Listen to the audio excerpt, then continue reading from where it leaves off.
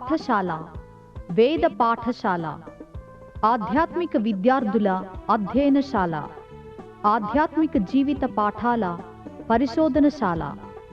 ఆది నుండి బైబిల్ క్లుప్త అధ్యయనానికి మరో సదవకాశం. ఆయా వ్యక్తుల జీవిత పాఠాలు నేర్చుకునే మరో సువర్ణవకాశం.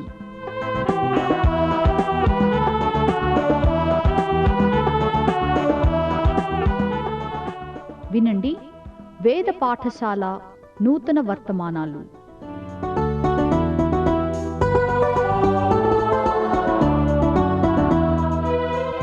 రేడియో వేద పాఠశాల శ్రోతలకు యోవేలు గ్రంథ ధ్యానాలు వినడానికి స్వాగతం. యోవేలు గ్రంథం తెరచి మొదటి అధ్యాయం నుండి గమనించండి.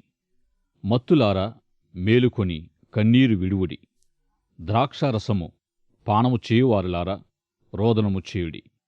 లెక్కలేని బలమైన జనాంగము నా దేశం మీదకు వచ్చి ఉన్నది. వాటి పళ్ళు సింహపు కోరల వంటివి. అవి నా ద్రాక్ష చెట్లను పాడు చేసి ఉన్నవి. నా అంజూరపు చెట్ల బెరడు ఒలిచి వాటిని పారవేయగా చెట్ల కొమ్మలు తెలిపాయను. పెనిమిటిపోయిన యవనులు అంగలార్చునట్లు అంగలార్చుము. నైవేద్యమును పానార్పణమును యెహోవా మందిరమునకు రానందున యాజకులు అంగలార్చుచున్నారు. యెహోవా పరిచారకుల రోదము వినుడి. భూమి పైరునివ్వకుంది, అంతటా దుఃఖము విచారమే. ధాన్యము ద్రాక్షరసము ఒలివ తైలము లేకపోయెను. ద్రాక్ష తోట కాపరులారా రోదనము చేయుడి. ద్రాక్ష చెట్లు చెడిపోయెను, అంజూరపు చెట్లు వాడిపోయెను, దానిమ్మ చెట్లు జల్దరు చెట్లును వాడిపోయినవి. సంతోషమేమియూ లేకపోయెను. గొంగలి పురుగులు విడిచిన దానిని మిడుతలు తినివేసియున్నాయి. మిడుతలు విడిచిన దానిని పసరు పురుగులు తినివేసియున్నాయి. పసరు పురుగులు విడిచిన దానిని చీడ పురుగులు తినివేసియున్నాయి. పంటలను మిడుతలు ధ్వంసం చేయుట మనము ఎరిగిన విషయమే. అది బహుభయంకరమైనది. ఎందుకనగా పైరులను అవి తినివేసేటప్పుడు ఆ ప్రదేశములో కలిగే ధ్వని భయంకరం. యోవేలు భయంకరమైన మిడుతల తెగులు దినమని ప్రకటించుచున్నాడు. కలుగుబోయే గొప్ప నాశనము, కరువును సూచిస్తుంది. యెహోవా దినము అని యోవేలు ప్రకటించినప్పుడు అందరి ప్రవక్తల వలె ప్రకటించుచున్నాడు. యోవేలు ప్రవక్త కాలమును గుర్తించుట కష్టతరం. ఎందుకనగా యోవేలు గ్రంథములో ఆ కాలమున పరిపాలించిన రాజులను గురించిన ప్రస్తావన ఎక్కడ వ్రాయబడలేదు. చెప్పవలసిన సందేశమంతా ఈ గ్రంథములోనే వివరించబడింది. చారిత్రక పరిస్థితులను తెలుసుకోవలసిన అవసరం లేనందువల్ల యోవేలు గ్రంథ కాలమును వివరించలేం. యోవేలు క్రీస్తు పూర్వం 500 నుండి 400 సంవత్సరాల మధ్య జీవించి ఉంటాడని కొందరి అభిప్రాయం. బైబిల్ పండితులు మరికొందరు ఈ కాలానికి ముందు వెనుక అని భిన్నాభిప్రాయాలు కలిగి ఉన్నారు. ప్రవచన కాలానికి నెరవేర్పుకు ఎంత ఎక్కువ కాలభేదమంటే ఆ ప్రవచనం అంత అద్భుతమైనదిగా పరిగణింపబడింది. కాల నిర్ణయ విషయమై కొందరు పండితులు యోవేలు సుమారు క్రీస్తు పూర్వం 830 సంవత్సరపు వాడని, ఏలియా ఎలీషా సమకాలికుడని లెక్క కట్టారు. ఈ అంచనా ప్రకారమైతే యోవేలు బబులోను చెరకు ముందున్న ప్రవక్తే ఉండాలి. సాంప్రదాయ పండితుల లెక్క ప్రకారమైతే 2000 సంవత్సరాలకు ముందే బబులోను చెరను యోవేలు ప్రవచించి ఉండాలి. పెంతుకొస్తు దినమును ఆశ్చర్యంగా ప్రవచించిన కాలము 400 సంవత్సరాల క్రితమో లేక 800 సంవత్సరాల క్రితమో ఖచ్చితంగా చెప్పజాలం. అంత్యదినాల్లో సంభవించు పెంతుకోస్తు దినమునకు 2000 సంవత్సరములకు ముందే యోవేలు ప్రవచించి ఉన్నాడని, అంతకంటే ఎక్కువ ఏమీ యోవేలు కాలాన్ని గురించి మనం చెప్పుకోలేం. మొదట మనం చదివిన లేఖన భాగాన్ని బట్టి యోవేలు ప్రవచనాల్లో మిడుతలు తెగులు ద్వారా ఈ సందేశాన్నిచ్చాడు. ఈ మిడతల తెగులే యెహోవా దినమని ప్రకటించాడు. ఈ మిడతలు సైన్యం వలె పనిచేయుట కాక అవి దేవుని సైన్యమని ప్రవచించాడు. ఇశ్రాయేలు దక్షిణ రాజ్యమైన యోదావారికి యోవేలు ప్రకటిస్తూ వారి విగ్రహారాధన అను పాపాన్ని బట్టి దేవుడు తన తీర్పును ఈ విధంగా రప్పించుచున్నాడని ప్రకటించాడు. యోవేలు ప్రకటిస్తూ యెహోవా దినము వచ్చియున్నది, అయ్యో ఆ దినము బహు భయంకరమైనది అని పలికాడు. మిడతలను గురించి వివరిస్తూ గొప్ప సైన్యముగా పర్వతములను రాత్రివలె కమ్ముచున్నవి, అవి బలమైన యొక్క గొప్ప సమూహము, ఇంతకుముందు అట్టివి పుట్టలేదు అని ప్రకటించాడు. కొన్నిసార్లు యోవేలు ప్రవచించినది బబులోను సైన్యమును ఉద్దేశించో లేక మిడతలను ఉద్దేశించో సరిగ్గా చెప్పజాలం. అయితే 2వ అధ్యాయం 4వ వచనం నుండి 11 వచనాలు స్పష్టంగా మిడతలను గురించి ప్రకటించాడు అని చెప్పగలం. వాటి రూపము గుర్రముల రూపం వంటిది. రౌతుల వలె అవి పరుగెత్తి వచ్చును. పర్వత శిఖరముల మీద రథములు ధ్వని చేయునట్లు, కొయ్యకాలు అగ్నిలో కాలుచు ధ్వని చేయునట్లు, శూరులు ధ్వని చేయునట్లు అవి గంతులు వేయుచున్నాయి. వాటిని చూచి జనములు వేదన నొందును. అందరి ముఖములు తెల్లబారును. బలాఢ్యులు పరుగెత్తునట్లు అవి పరుగెత్తి ఇటు అటు తిరగకుండా చక్కగా పోవుచున్నాయి. ఒక దానిమీద ఒకటి త్రొక్కులాడక అవన్నీయూ చక్కగా పోవుచున్నాయి. ఆయుధములు వాటిని ఆపజాలవు. పట్టణములో పరుగులిడుచు గోడలు ఎక్కి కిటికీల గుండా ఇండ్లలోనికి దొంగలు వచ్చినట్లు జొరబడుచున్నవి. భూమి ఆకాశములు కంపించుచున్నవి. సూర్యచంద్రులు నక్షత్రములు కాంతి తప్పుచున్నవి. యెహోవా తన సైన్యమును నడిపించుచు ఉరుమువలే గర్జించుచున్నాడు. యెహోవా దినము భయంకరం, దానికి తాళగలవాడెవడు? మిడతల తెగిలే యెహోవా దినమని యోవేలు యోదా ప్రజలకు ప్రకటించాడు. మీ వస్త్రములను కాక మీ హృదయములను చింపుకొని ఆయన తట్టు తిరుగుడి అని ప్రజలు మారుమనసు పొందాలని ప్రకటించాడు. యూదులు నేటికి తమ దుఃఖాన్ని తెలియచేయుటకు తమ బట్టలు చింపుకుని అలవాటుంది. ప్రస్తుతము సంభవించినది యెహోవా దినమని అప్పుడున్న మిడతల తెగులును గురించి తెలిపాడు.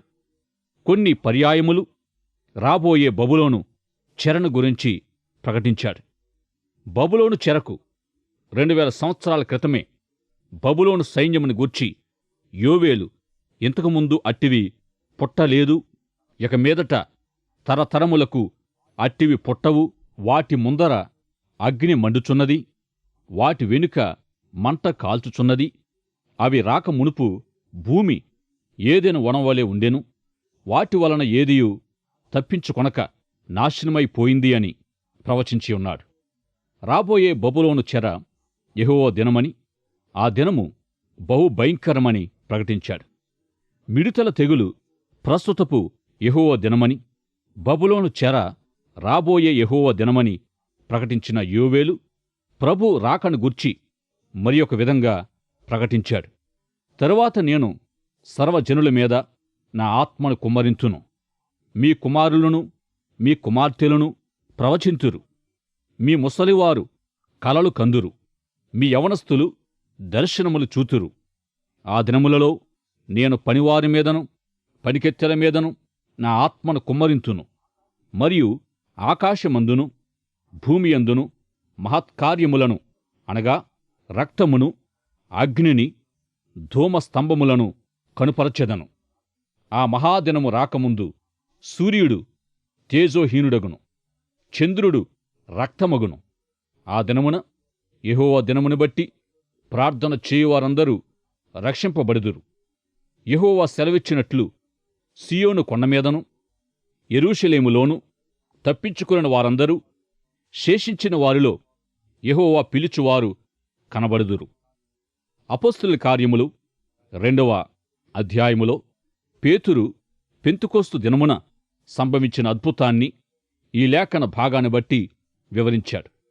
కొందరు ఆశ్చర్యపడి ఇది ఏమి అని ప్రశ్నించగా ఇది అదియే అని జవాబు వచ్చింది.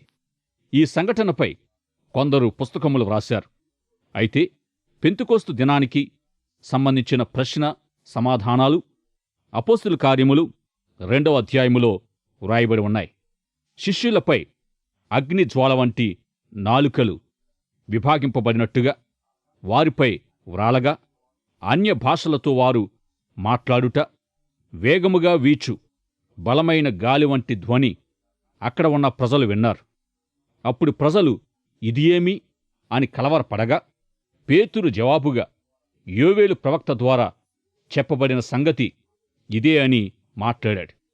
యోవేలు పెంతుకోస్తు ప్రవచనం అపోస్తలుల కార్యములు 2వ అధ్యాయము 28వ వచనం నుండి 32వ వచనం వరకు శ్రద్ధతో పోల్చినట్లయితే ఇది ప్రజలపై ఆత్మ కుమ్మరింపు అని గ్రహించగలం. యెహెజ్కేలు ప్రవక్తను గూర్చి పరిశీలించినప్పుడు పరిశుద్ధాత్మ మనతో మన మీద ఎలాంటి పరిచర్య చేస్తాడో గ్రహించాం. పరిశుద్ధాత్ముడు మన మీదకు వచ్చుట ఆత్మాభిషేకమే. దేవుని ప్రజలు పొందబోయే ఆత్మాభిషేకమును యెషయా ప్రవచించాడు. యోవేలు ప్రవచన ప్రకారం జరిగే ఆత్మాభిషేకము యూదుల వరకే పరిమితం కాక ప్రజలందరికీ సంభవించింది. అపోస్తలుల కార్యములు 2వ అధ్యాయములో జరిగిన ఆత్మాభిషేకం పెంతుకోస్తు దినమందు యూదులకు మాత్రమే జరిగింది. ఈ అధ్యాయములో చెప్పబడిన భాషలు ప్రజలు వినుటకు ఉద్దేశించబడిన సందేశమునకు సంబంధించినది.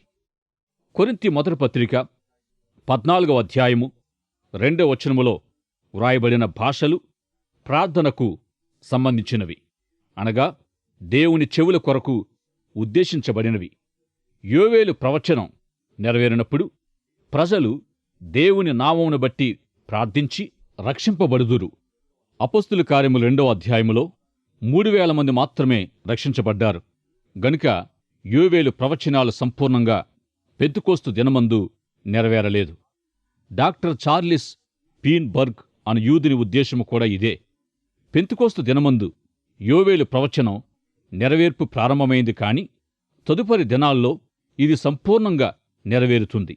ఆకాశమందు భూమియందు దేవుడి మహత్కార్యమును జరిగిస్తాడు.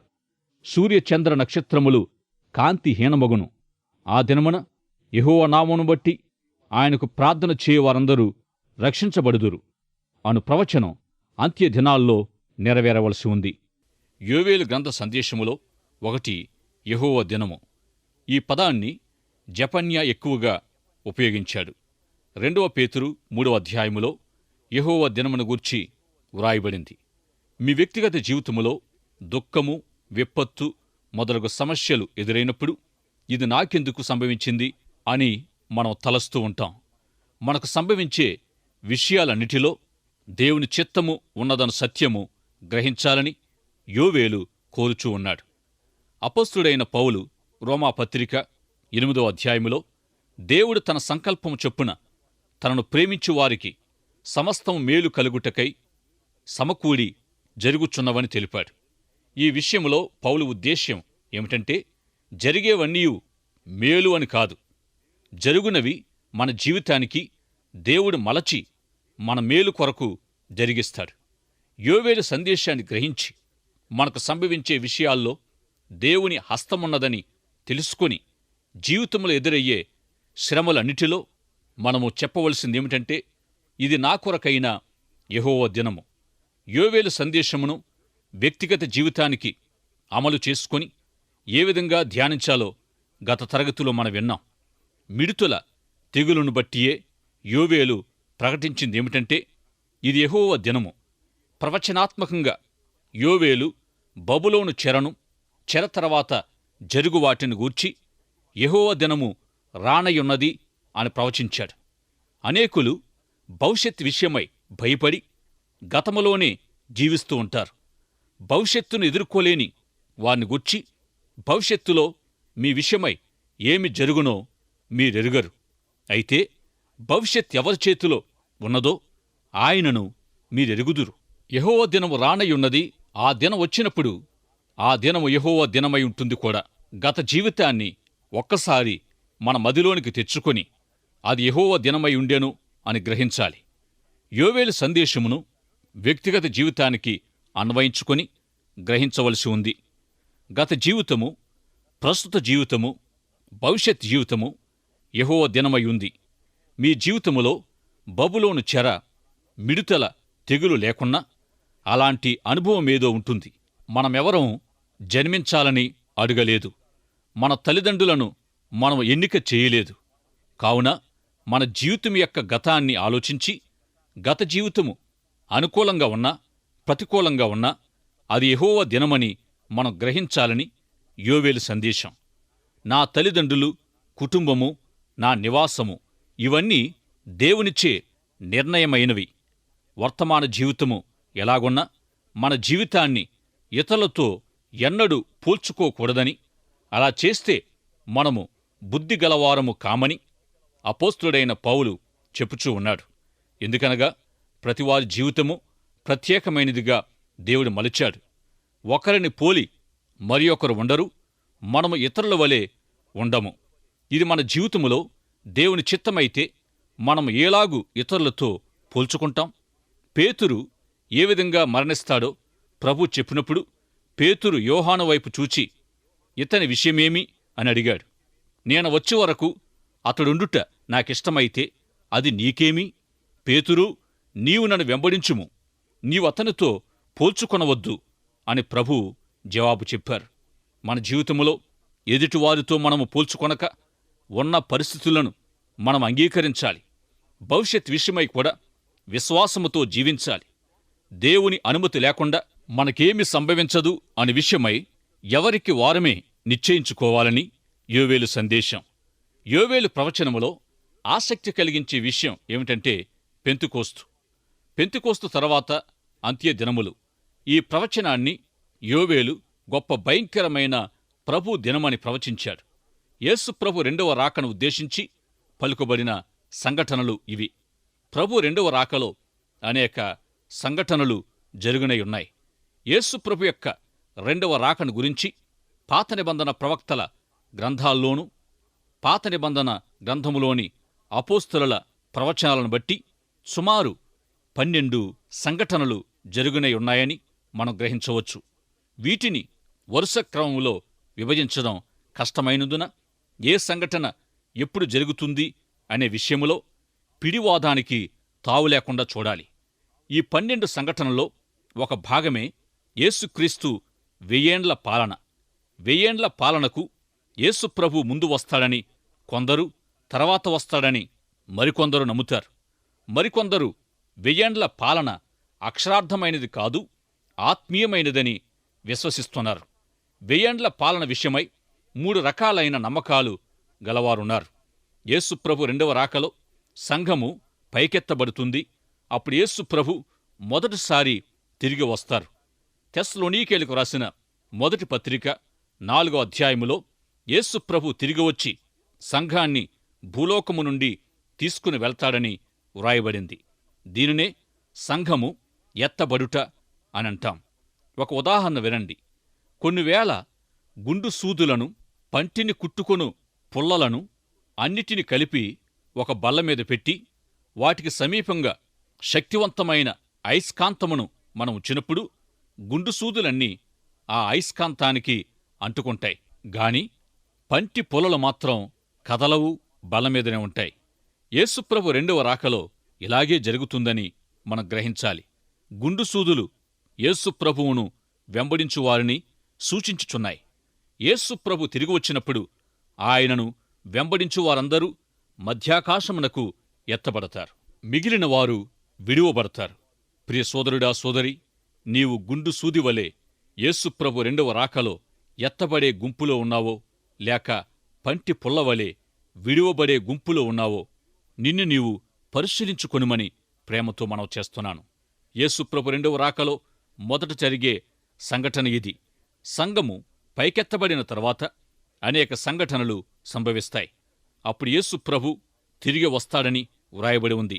ఆ సమయములో ప్రభు నేరుగా భూలోకానికి వస్తారు. తన రాజ్యాన్ని స్థాపించి 1000 ఏండ్ల పరిపాలన చేస్తారు.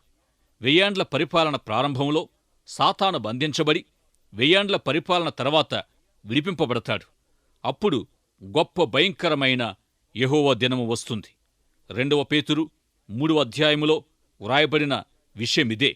మిడుతల తెగులును గూర్చి యోవేలు వ్రాసినప్పుడు అది యెహోవా దినమని వ్రాశాడు. బబులోను చెర గురించి ప్రవచించినప్పుడు యెహోవా దినము రానయుందని వ్రాశాడు. అయితే పెంతెకోస్తు తర్వాత మనము జీవించే ఈ ప్రస్తుత కాలము తర్వాత యెహోవా దినము రానయుంది అని ప్రవచించి ఉన్నాడు. ఇదే మహాభయంకరమైన యెహోవా దినం. పంచభూతములు మికుటమైన వేండ్రముతో లయమైపోవునని యెహోవా దినమును గూర్చి పేతురు వ్రాశాడు.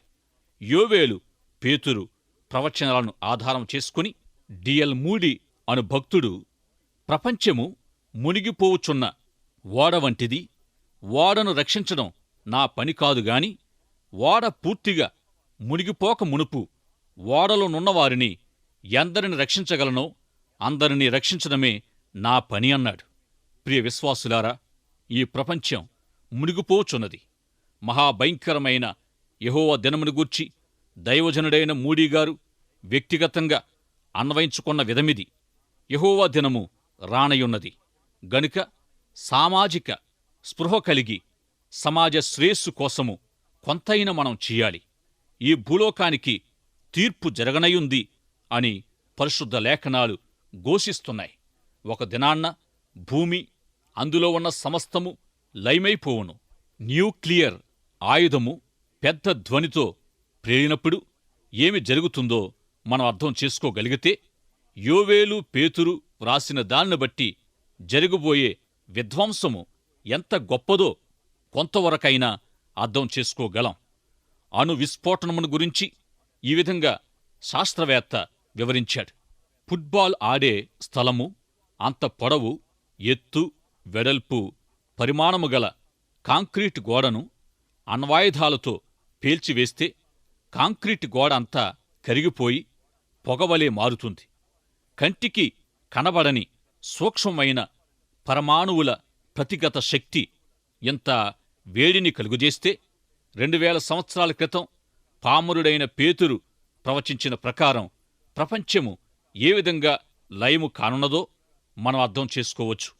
ఈ విషయాలను దృష్టిలో పెట్టుకొని మనము ఎలాంటి వారము, మనము విలువగా ఎంచే విషయాలేమిటి, మనము ఏ తరహా వ్యక్తులముగా జీవిస్తున్నాము అనే ప్రశ్నలు మనకు మనమే వేసుకోవాలి.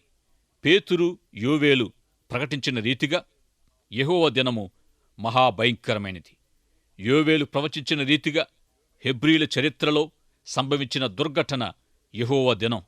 అదేవిధంగా భవిష్యత్తులో జరగబోయే విషయాలను ప్రవచనాత్మకంగా వివరిస్తూ ఆ దినము మహాభయంకరమైనదని, యెహోవా దినము వచ్చుచున్నదని యోవేలు, పేతురు ప్రవచించి ఉన్నారు. పంచభూతములు కాలిపోయే సమయం వాస్తవంగా రానయుంది. పాత నిబంధన, క్రొత్త నిబంధనలో ఇలాంటి ప్రవచనాలను దేవుడు మనకు ముందుగా తెలియచేయడంలో గల ఉద్దేశమేమిటంటే, రాబోయే మహాభయంకరమైన యెహోవా దినమును మనం దృష్టిలో ఉంచుకొని మనము ఎలాంటి వారంగా ఉండాలో ఈ విషయాలు మనకు బోధిస్తున్నాయి. యేసు ప్రభువునందు మన ప్రయాస వ్యర్థము కాదని ఎరిగి స్త్రీలను కదలని వారును ప్రభు కార్యాభివృద్ధి యందు ఎప్పటికినీ ఆసక్తులమై ఉండాలి. రాబోయే యెహోవా దినమును బట్టి మనము మన జీవితాలకు అన్వయించుకోవలసిన విషయమిదే.